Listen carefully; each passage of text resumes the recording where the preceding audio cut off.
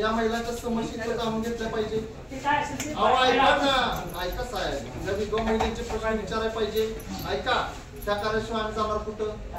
ऐका की कार्यालय आमचं आंदोलन नाहीये, आमच्या मागण्या ऐका, आम्ही हक्काच्या मागण्या मागायलोय। शिष्यवृत्तीच्या अर्ज। जय कामगार। आज राष्ट्रीय बहुजन कामगार महासंघानं कालपासून 17 तारखेपासून बरोबर क्रांतिसिंह नाना पाटील यांच्या पुतळ्याला अभिवादन करून पंचायत समिती इस्लामपूर पासून पायी चालत आंदोलन चालू केलं आणि आयुक्तांना गेले 4 दिवसापूर्वी निवेदन दिलं होतं। आयुक्तांनी कुठलीही त्या निवेदनाची दखल न घेतल्यामुळं आम्ही हजारो कामगार पायी चालत सांगलीच्या दिशेने आलो। पहिला मुक्काम आमचा तुंग या ठिकाणी झाला आणि आज सकाळी आम्ही या ठिकाणी आयुक्त कार्यालय येतोय। येत असताना आयुक्तांना आम्ही विनंती केली, आमच्या मागण्या मान्य केल्या करा, आयुक्तांनी मान्य केल्या नाहीत। मग यामध्ये नोंदणीचे अर्ज असतील, शिष्यवृत्तीचे असतील, रिन्युअलचे असतील, विधवा महिलांचे पेन्शन गेले 3-3 वर्ष झालं मिळालेलं नाही।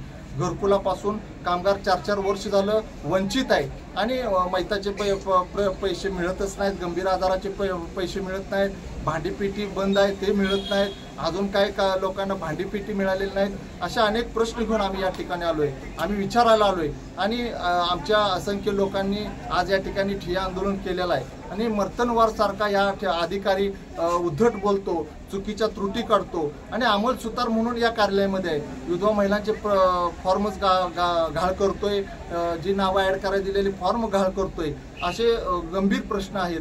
मग अंमल सुतारवरती एक गुन्हा दाखल करण्यात यावा, तर मर्तनवार चुकीचे त्रुट्या काढतो त्याच्याही गुन्हा दाखल करण्यात यावा, अशा सर्व मागण्या घेऊन आज आम्ही सहाय्यक कामगार आयुक्त सांगली या ठिकाणी आलोय आणि आमच्या मागण्या मान्य झाल्याशिवाय आम्ही इथून हलणार नाही। काही मंडळी आमच्या महिला भगिनी विधवा महिला बांगड्या घेऊन आल्यात, मर्तनवारला आज आम्ही घातल्याशिवाय बांगड्या इथून जाणार नाही, असा आमचा आंदोलनाचा पवित्र आहे। तुम्ही कार्यालयामध्ये ठिय्या घातलेला आहे? ठिय्या म्हणजे प्रत्येकाचे वेगवेगळे प्रश्न असल्यामुळं प्रत्येक कामगार भगिनी माता स्वतःचे प्रश्न मांडायला काय झाले ते बघण्यासाठी आज एवढ्या मोठ्या संख्येने आल्यात आणि आम्ही चालत आल्यामुळं आम्हाला बसायला इथं पावसाचे दिवस आहेत, उन्हाचे दिवस आहेत, बाहेर बसायला जागा नसल्यामुळे आम्ही या कार्यालयामध्ये बसलेलो आहे।